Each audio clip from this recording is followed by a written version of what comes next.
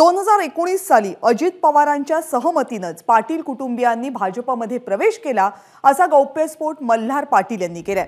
मल्हार पाटील हे धाराशिवच्या राष्ट्रवादी काँग्रेसच्या लोकसभेच्या उमेदवार अर्चना पाटील आणि भाजपचे आमदार राणा जगजितसिंग पाटील यांचे सुपुत्र आहेत। तर अजित पवार यांनी आधी आम्हाला भाजपमध्ये पाठवलं, नंतर ते स्वतः भाजपसोबत आले असंही मल्हार पाटील म्हणाले।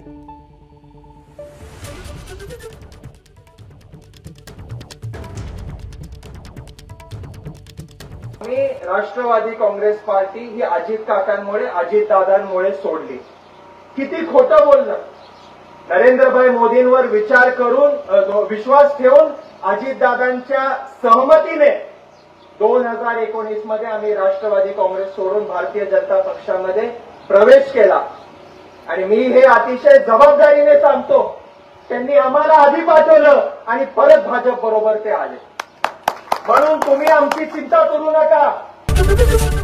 एबीपी माझा, उघडा डोळे बघा नीट।